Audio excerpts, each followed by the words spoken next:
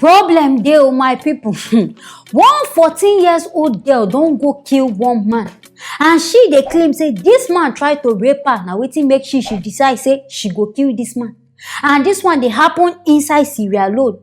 Claiming say this girl enter this man compound, say na water na she wan go fetch for this man place.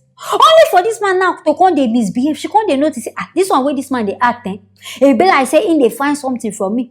Now from there she realize, okay, oga, I no fetch water again, I wan dey go. This man say lie, she no go gree. She even come lie to this man, say okay, I dey on my period. This man still know say she no go gree.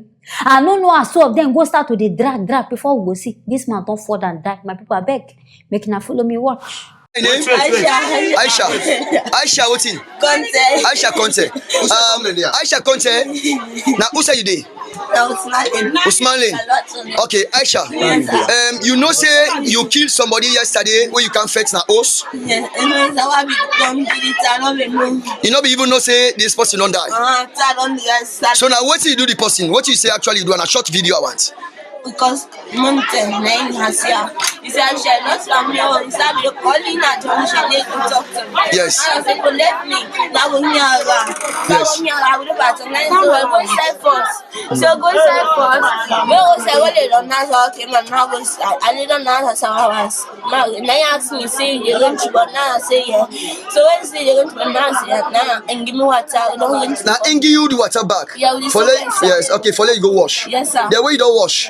You can't say back. Yes, and then yes. They give boxer for make you wear them. Yeah, so what's next? You say what you did by what? Time, sir. You did by time. Yes, that means say you the mess. Yes, sir. Okay. So I don't tell us so now you say okay, they don't mandate by labor. Now you see what talking. Now rape first and bet me and we like it money. So when my man now for push. They bet you? Yes, sir. Who said bet you? Make us see. Okay, so we bet you like Bobby. So what's next you do? They bet you back in your back? Okay, now you back. Now wow. All these rape people say I no do. What's one they enjoy from mine? A 14 years old girl to a 45 years old man, I beg what you they enjoy inside. Una go get now own wife for born, nothing no go stand for the innocent girls. When we say they don't know anything, and then I go they chook for. Yes, so when this lady even tell this man, okay, fine, no, Baba, I get on my period. This one way they find, I no go fit give you. Yes, and this man first start to dey bite this girl, bite am for breast, bite am for. I beg, wetin dey worry you? Now craze dey worry, I be waiting. Person talk say no green, and that time your teeth come know say one sharp to dey bite person. And as this girl see and say, she no go feel that take this man. Now there she start to dey struggle, dey shout. I even hear say na there neighbors even come outside, come dey try say, wetin dey happen, Poppy? Say this man don lock the door, they no fit help. Now there as this girl dey struggle, now there she go push this man. And before she go see pillow where dey there because she supposed fight for her life. Now there she carry the pillow, use and press am for neck. But she no come no be how this man die or not because immediately she open the door. Now there she jackpa. Now later night police come go meet this girl. They claim say she don't kill person. I hope say na go find better lawyer for this girl. May they carry this matter go court because to me she no even dey wrong at all. She fight for her life. I sure say maybe even person ain't kill this man. Because she claims that as she come outside, the man over die. So what if now among the members, the people inside the compound, now I can go business, this one where this man do, no good. Make I go kill this man. They no do their investigation. Their own, I made they just go arrest person. I beg, Senegalese have now waiting in Sierra Leone people. Make na do na research where. Find out what happened to this man where before na go they take actions on this innocent girl. Because the girl, na even still scoop am the 5 girl.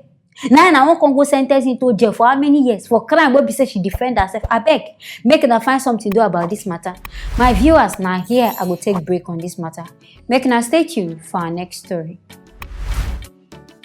This story na sad one because I hear say they just find the dead body of one Kenyan Olympic runner by name Agnes Tirop. In fact, this latest Olympic way they do, this girl still partake inside.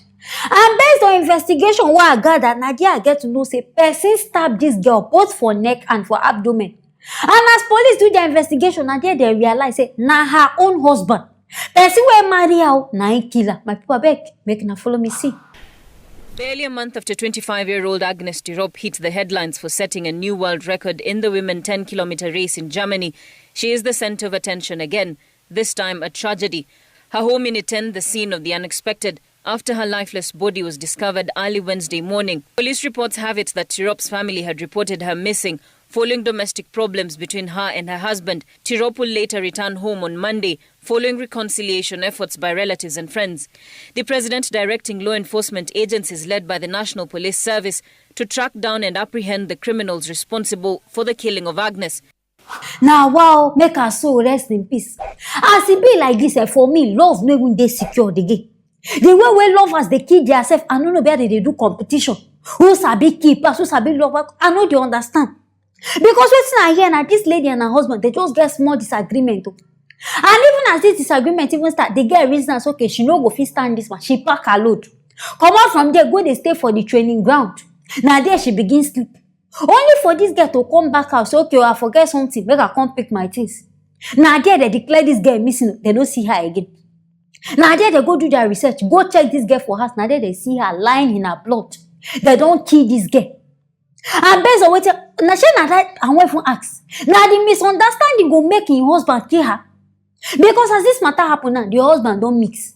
So even if no be say na no be you kill herself, now you go be first suspect. Because how your wife go die, all of a sudden we no go come see you again. You just even act like say now you be the real killer. But I beg, sometimes I dey always wonder. If in a relationship don't dey sour, I beg, why be saying I no go just break up, separate everything? Instead of come reaching the point where person go begin carrying knife, they do punching bang with on herself. I beg, it no make sense. All those kind of love, me I know they like them. This innocent girl now, 25-year-old girl, why be say she suppose even still they live her life, they live her dream. Now they don't cut everything short. Kill her.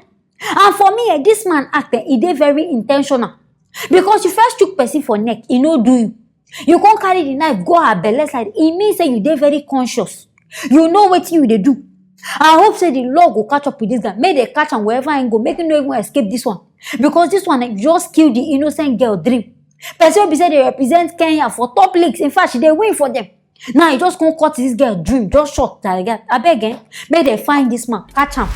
My people, now here I go end up for this matter. Make us stay tuned for our next story.